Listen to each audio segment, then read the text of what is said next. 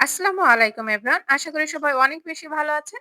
এই শীতের একটি জনপ্রিয় সবজি হচ্ছে টমেটো। আর এই টমেটো দিয়ে আমি আজকে খুব মজাদার একটি ভর্তা রেসিপি শেয়ার করব। তো আশা করি সম্পূর্ণ ভিডিওটি আমার সাথে থেকেই ফুল ওয়াচ করবেন। তাহলে চলুন মূল রেসিপিতে।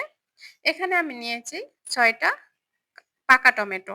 টমেটোগুলো কিন্তু আমি ক্লিন করে নিয়েছি এবং এভাবে কেটে নিয়েছি। এবং এখানে আমি নিয়েছি বড় সাইজের একটা রসুন, যেটা আমি এখানে এভাবে কোয়া করে নিয়েছি।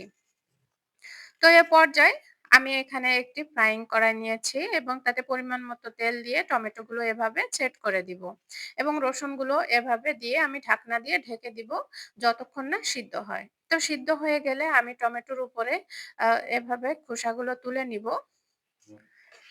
এর ভিতরে কিন্তু অলরেডি টমেটো এবং রসুনটা খুব ভালোভাবে সিদ্ধ হয়ে গেছে। আমি এটা এখন ম্যাশ করে নিব। যেহেতু সিদ্ধ হয়ে গেছে, খুব ভালোভাবে ম্যাশ করা কিন্তু অলরেডি আমার হয়ে গেছে। এখানে আমি এড করে দিব স্বাদমতো লবণ। লবণ দেওয়ার পরে খুব ভালোভাবে এখানে নেড়েচেড়ে নিব। টমেটোর গায়ে যে পানিটা আছে সেটা কিন্তু আমি আ মিডিয়াম টু হাইতে চুলার আঁচটা রেখে পানিটা শুকিয়ে নিব। পানিটা শুকিয়ে গেলে এখানে আমি এড করে দিব ১ কাপের মতো পেঁয়াজ কুচি এবং পরিমাণ মতো কাঁচামরিচ।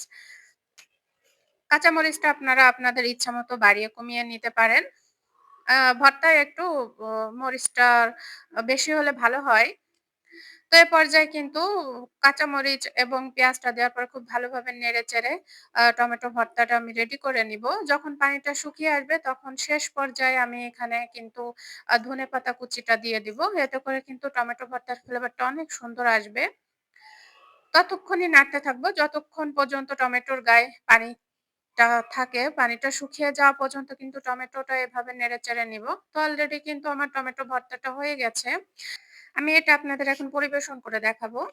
কতটা সুন্দর লোভনীয় হয়েছে সেটা কিন্তু আপনারা নিজেরাই দেখতে পারছেন আমার ভিডিওর মাধ্যমে।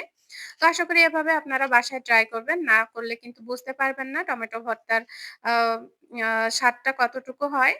তো আশা করি আমার ভিডিওটা যদি আপনাদের ভালো লেগে থাকে তাহলে অবশ্যই কিন্তু আমার ভিডিওতে লাইক দিতে ভুলবেন না এবং যারা নতুন আছেন আমার চ্যানেলটি সাবস্ক্রাইব করে নতুন, নতুন রেসিপি পেতে আমার সাথেই থাকবেন।